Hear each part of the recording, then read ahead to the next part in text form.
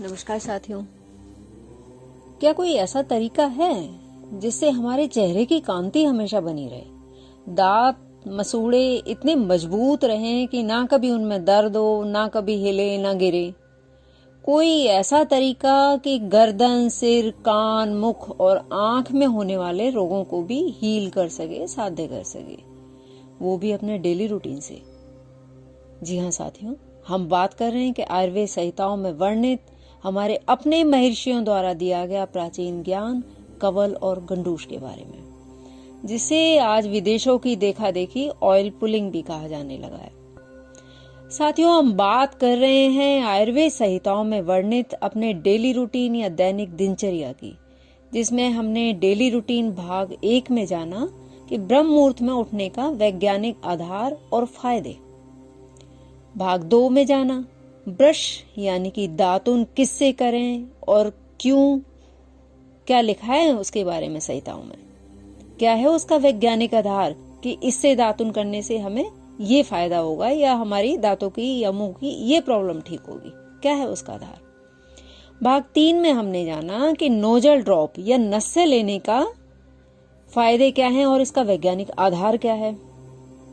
इसी तरह से आज साथियों आयुर्वेद संहिताओं से दैनिक दिनचर्या या डेली रूटीन भाग 4 में हम जानेंगे कवल गंडूस या माउथ पुलिंग के बारे में। दोस्तों, सुश्रुत चिकित्सा अध्याय 40 के 62वां श्लोक में आता है कि मुंह में किसी द्रव्य की वह मात्रा जो घुमाई जा सके कवल है तथा जो घुमाई ना जा सके गंडूस कहलाती है। आचार्य चरक के अनुसार गंडूस का सेवन 5 वर्ष की उम्र से लेकर मृत्यु पर्यंत किया जा सकता है। अब कैसे करना है? तो साथियों, कवल किसी द्रव्य या तेल को मुंह में रखकर घुमाना ये कहलाता है, जबकि गंडूस में मुख में आधी मात्रा में द्रव्य भरकर मुख को ऊपर करके उसे केवल रखना होता है जब तक कि आंख या नाक से पानी ना आने लगे। और साथियों, कवल या गंडूस लेने से पहले और बाद में कंधे, माथा, गर्दन और की हल्की सी मालिश कर लेने से रोगों की शांति और उत्तम स्वास्थ्य की प्राप्ति होती है, ऐसा आचार्यों का कथन है। अब हम जानेंगे कि कवल या गंडूस किससे करना चाहिए। तो साथियों, आचार्यों ने कवल या गंडूस के व्यक्ति की प्रकृति और रोग को ध्यान में रखते हुए 4 प्रकार या तरीके बतलाए हैं: स्नेहिक, शमन, शोधन और रोपण, जो कि क्रमशः वात, पित्त, कफ के संतुलन के लिए बताए गए हैं। जैसे कि अगर आपको वात से संबंधित प्रॉब्लम है, अगर आपका शरीर वात प्रकृति का है, तो आप तिल, दूध, घी का संयोग करके आप कवल या गंडूस कर सकते हैं। अगर आप पित्त प्रकृति के हैं, अगर आपको बहुत ज्यादा एसिडिटी रहती है, बहुत गर्मी रहती है, तो उसकी शांति के लिए तिल, नीलकमल, घी, शक्कर, दूध और शहद का योग प्रयोग किया जा सकता है। इसी तरह अगर आप कफ प्रकृति के हैं तो कफ संतुलन के लिए सैंधव यानी कि सेंधा नमक, त्रिकुटु, जिसमें कि त्रिकुटु मतलब 3 औषधियां आती हैं इसमें, सौंठ, काली मिर्च और पिपली, इन तीनों को मिला हुआ चूर्ण, तो सेंधा नमक, त्रिकुटु, सरसों और अदरक का रस, इनको मिलाकर इनका योग लेना चाहिए। अष्टांग हृदय अध्याय 22 में महर्षि वाग्भट कहते हैं कि मजबूत मसूड़ों के लिए तिल, तेल और सेंधा नमक, सेंधव का योग प्रयोग किया जाता है। अगर आपके दांतों में चीस होती है या दांत हिलते हैं या वातिक मुख रोगों में तिल के तेल का गंडूस लेना अच्छा होता है। अगर मुंह पक गया है या अंदर जलन या घाव है तो घी या दूध का गंडूस लेना चाहिए। अगर आपको बहुत अधिक प्यास लगती है या हर वक्त दाह, जलन महसूस होती है तो शहद का गंडूस लेना चाहिए। बिना नमक की कांजी का गंडूस लेने से भी मुख में आने वाली दुर्गंध का नाश होता है और ठंडक पहुंचती है। इसके अलावा गर्म जल से गंडूस करने पर मुख में हल्कापन आता है। अब साथियों, सोचने वाली बात यह है कि अगर हमें इनमें से कोई प्रॉब्लम ही नहीं है, हम बिल्कुल ठीक है, तो भी क्या कवल और गंडूस डेली रूटीन में करना चाहिए? तो जवाब है कि जी हाँ साथियों, जैसा कि आचार्य चरक ने सूत्र स्थान अध्याय 5 के श्लोक संख्या 78 से 80 तक लिखा है कि स्वस्थ मनुष्यों के लिए इसके फायदों के बारे में उन्होंने कुछ वर्णन दिया है। जैसे कि शुरुआत में ही हमने बताया था कि आयुर्वेद का तो प्रयोजन ही स्वस्थस्य स्वास्थ्य रक्षणम आतुरस्य विकार प्रशमनम च है, यानी कि आयुर्वेद का तो प्रयोजन ही स्वस्थ व्यक्ति के स्वास्थ्य की रक्षा करना और रोगी के रोग को शांत करना है।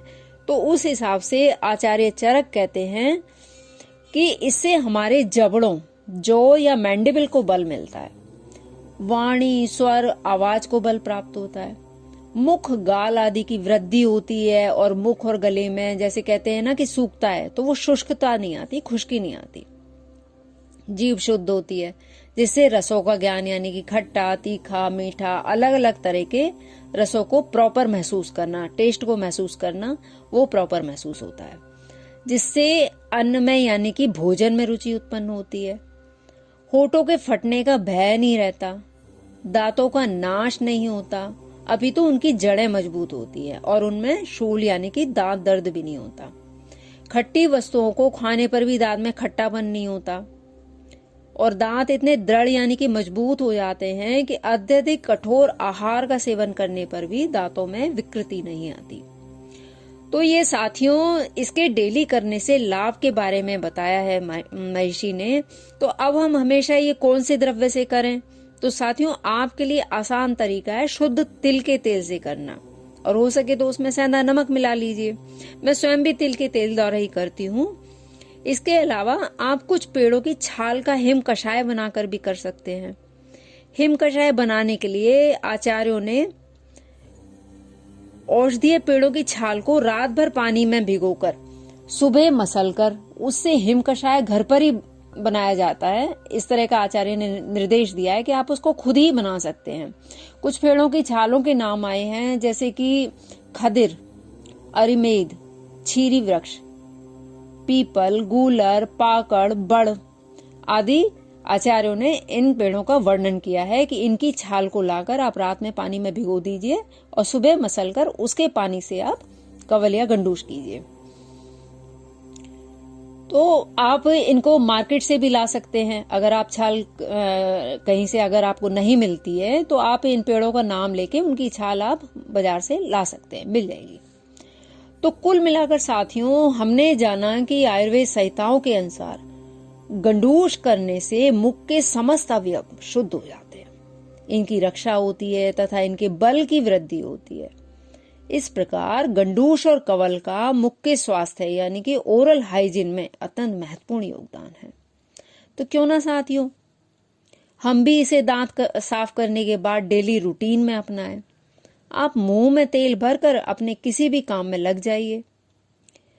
कवल करना है तो उसको मुंह में घुमाते रहिए, और गंडूश करना है तो थोड़ा अधिक मात्रा में भरकर, यानी कि लगभग आधे की क्वांटिटी दी है कि मुख में जितना है उससे थोड़ा सा कम भरकर और मुंह थोड़ा ऊपर करके आप अपने काम में लग जाइए, थोड़ा ऊपर करके मुंह।